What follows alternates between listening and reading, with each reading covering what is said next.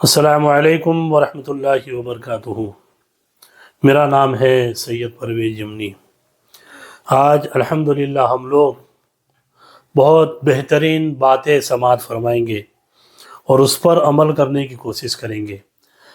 جو بھی مسئلے مسائل ہیں انشاءاللہ آپ لوگ آگے ویڈیو کے اندر دیکھیں گے اور اس پر عمل کرنے کی کوشش کریں گے۔ رمضان المبارک کا روزہ توڑنے کی صورت میں بعض صورتوں میں قضا لازم ہوتی ہے، یعنی ایک روزہ اس کے بدلے میں رکھنا ہوتا ہے، اور بعض صورتوں میں روزہ ایسے خطرناک طریقے سے توڑا جاتا ہے کہ قضا بھی لازم ہوتی ہے اور کفارہ بھی لازم ہوتا ہے۔ قضا تو یعنی ایک روزہ، اور کفارہ 60 روزے لگاتار رکھنا۔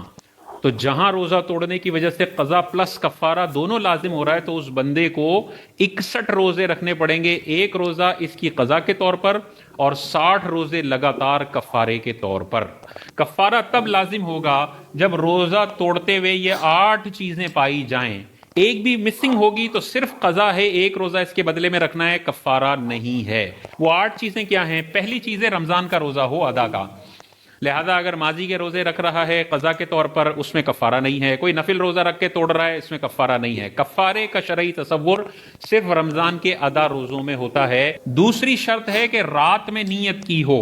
آپ کو پتا ہے کہ رمضان المبارک اور نفل روزوں کی نیت آپ دوسرا مکروہ وقت شروع ہونے سے پہلے تک کر سکتے ہیں، یعنی دن میں بھی نیت کر سکتے ہیں، لیکن رات میں اگر نیت کی اور وہ روزہ توڑ دیا تو کفارہ ہوگا، دن میں نیت کر کے روزہ توڑ دیا تو اس پر کفارہ نہیں ہے، صرف قضا ہے۔ تیسری چیز یہ ہے کہ وہ بندہ شرعی مسافر نہ ہو۔ اگر شرعی مسافر ہے تو اللہ تعالیٰ نے اسے رخصت دی ہے، سہولت دی ہے کہ وہ روزہ نہ رکھے اور بعد میں اس روزے کی قضا کر لے۔ تو اگر کوئی شرعی مسافر روزہ توڑ دیتا ہے تو اس پر قضا تو ہوگی لیکن کفارہ اس پر لازم نہیں ہوگا۔ چوتھی چیز یہ ضروری ہے کہ بغیر خطا، جان بوجھ کے اس نے روزہ توڑا ہو، خطا ان غلطی سے نہیں ٹوٹ گیا۔ جیسے مثال کے طور پہ وضو خانے میں کلی کر رہا تھا اور کسی نے دھکا دیا تو اس دھکے کی وجہ سے کلی کا پانی گلے میں اتر گیا تو روزہ تو ٹوٹ جائے گا، لیکن یہ خطا ان روزہ ٹوٹنا ہے، عمدن جان بوجھ کے پانی اس نے نہیں پیا۔ تو اگر خطا ان روزہ ٹوٹ جائے تو اس میں کفارہ نہیں ہے، جان بوجھ کے اگر روزہ توڑا ہے تو پھر کفارہ ہو سکتا ہے۔ یہ چوتھی چیز۔ پانچویں چیز، روزہ جن چیزوں سے توڑا ہے، روزہ 2-3 چیزوں سے ٹوٹتا ہے، یعنی کچھ کھا پی لیا یا اپنے اوپر غسل فرض کر لیا، تو اگر بیوی سے ازدواجی تعلق قائم کر لیا، جمع جس کو ہم کہتے ہیں، تو پھر تو قضا بھی ہے اور کفارہ بھی ہے اگر اوپر کی ساری شرائط پائی جاتی ہیں۔ لیکن خدا نخواستہ اس نے کسی اور طریقے سے اپنے اوپر غسل فرض کر لیا، ہاتھ وغیرہ کا استعمال کر کے معاذ اللہ، تو پھر اس پر قضا ہے لیکن کفارہ نہیں ہے۔ لیکن اس نیت سے کہ صرف قضا ہے کفارہ نہیں ہے، اور کوئی جان بوجھ کے معصیت کا قصد کر کے اور ہلکا سمجھ کے بار بار یہ والا عمل کرتا ہے تو پھر ہاتھ سے غسل فرض کرنے پر بھی 61 روزے اس پر لازم ہو جائیں گے، کیونکہ اس نے ہلکا سمجھ کے یہ گناہ کیا ہے تو پھر کفارہ بھی اس پر لازم ہوگا۔ بہرحال جمع کیا ہے تو پھر ہوگا۔ اور دوسرا، مرغوب چیز کھا لی، پیاس لگی تھی پانی پی لیا، پانی سے رغبت ہوتی ہے، کھانا کھا لیا، کھانے سے رغبت ہوتی ہے، تو ایسی چیز سے روزہ توڑا جس کی طبیعت کو رغبت ہوتی ہے، اٹریکشن ہوتی ہے، لہذا مٹی سے روزہ توڑ دیا، مٹی کھا لی، مٹی کی رغبت نہیں ہوتی، اس پر قضا ہے کفارہ نہیں ہے۔ بہت سارا نمک پیٹ منہ میں ڈال دیا، نمک بہت سارا منہ میں جائے، اس کی رغبت بندے کو نہیں ہوتی تو اس سے روزہ ٹوٹ تو جائے گا لیکن قضا ہے، کفارہ اس پر لازم نہیں ہے۔ چھٹی چیز یہ ہے کہ روزہ ٹوٹنے کے بعد روزے کے منافی کوئی چیز نہ پائی جائے۔ مثال کے طور پہ 2 بجے کسی عورت نے روزہ توڑا اور 4 بجے اسے حیض آ گیا، تو اب اوپر کی ساری شرائط پوری ہو بھی رہی ہوں تب بھی اس عورت پر قضا ہے، کفارہ نہیں ہے، کیونکہ اس کو روزے کے دوران ہی حیض آ گیا۔ یہ روزہ رکھ بھی لیتی تب بھی یہ روزہ ختم ہی ہو جاتا، آپ بعد میں اس کی قضا کر لے، کفارہ نہیں ہے۔ ساتویں چیز، کسی نے گن پوائنٹ پر روزہ نہ توڑوایا ہو، اکراہ شرعی نہ ہو، یعنی مارنے کی صحیح دھمکی دے کر کسی نے روزہ توڑوایا اور بندے نے توڑ لیا تو اس پر صرف قضا ہے، کفارہ نہیں ہے۔ اور 8ویں اور آخری چیز یہ ہے کہ اس نے روزہ توڑا ہو کوئی سخت مجبوری کے بغیر،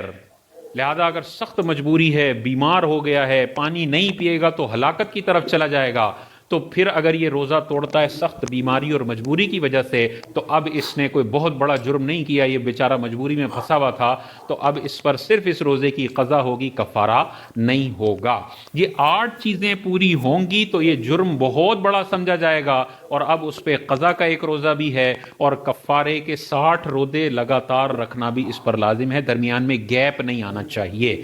تو رمضان کا روزہ ہو ادا، رات میں نیت ہو، یہ بندہ مسافر نہ ہو، خطاً روزہ نہ ٹوٹا ہو، ایسی چیز سے روزہ توڑا ہو جس کی طرف طبیعت کو اٹریکشن ہوتی ہے، روزہ ٹوٹنے کے بعد حیض و نفاس نہ ہوا ہو، گن پوائنٹ پہ روزہ نہ توڑا ہو، اور سخت مجبوری اور سخت بیماری میں رخصت کے طور پر روزہ نہ توڑا ہو، ایسا سرکش بندہ ان ساری چیزوں کو پورا کر کے اگر معاذ اللہ روزہ توڑتا ہے تو 61 روزے رکھنے پڑیں گے۔ تو اگر کسی کو 4 بجے پیاس لگتی ہے لیکن مرنے جیسی پیاس نہیں لگتی، بل نارمل پیاس لگتی ہے جیسی ہر روزے دار کو لگتی ہے، ہلاک ہونے کا، مرنے کا کوئی خوف نہیں ہے، اور وہ پانی پی لیتا ہے، تو دیکھیں اگر رمضان کا آدھا روزہ ہے، اس نے رات میں ہی ظاہر نیت کی ہے، سحری میں اٹھا تھا تو رات ہی ہو رہی تھی نا، رات میں نیت ہے، اگر یہ مسافر بھی نہیں ہوا، پانی کا گلاس جان بوجھ کر پیا ہے، اور پانی ایسی چیز ہے کہ روزے میں سب سے زیادہ اس کی طرف اٹریکشن ہوتی ہے، تو اٹریکشن بھی ہے، روزہ ٹوٹنے کے بعد یہ تو مرد ہے، حیض و نفاس والا معاملہ ہوا ہی نہیں، کسی نے گن پوائنٹ پہ نہیں کیا، اور ایسی سخت مجبوری بھی نہیں تھی، تو پانی روزے کی حالت میں پینے کی وجہ سے اس پر 61 روزے لازم ہوں گے، 60 روزے بطور کفارے کے اور 1 روزہ اس کی قضا کے طور پر۔ اگر یہ ایسا بیمار ہے کہ 60 روزے لگاتار رکھ ہی نہیں سکتا ہے، نہ سردی میں، نہ گرمی میں، نہ گھر کے اندر، نہ دھوپ میں، کسی بھی طریقے سے یہ 60 روزے نہیں رکھ سکتا، اتنا بوڑھا ہو چکا، اتنا بیمار ہو چکا، تو پھر اس کا کفارہ ہوگا کہ 60 مسکینوں کو 2 وقت کا کھانا کھلا دے، 2 وقت کے کھانا کھلا دے، یا اس کے پیسے 60 مسکینوں کو دے دے، تو 1 روزے کا کفارہ اس کا ادا ہو جائے گا۔ تو آپ تمام حضرات نے ویڈیو کو مکمل دیکھا، اللہ تعالیٰ کی بارگاہ میں دعا کرے کہ الہ العالمین ہم تمام لوگوں کو ایسی بری باتوں سے بچنے کی نیک توفیق عطا فرمائے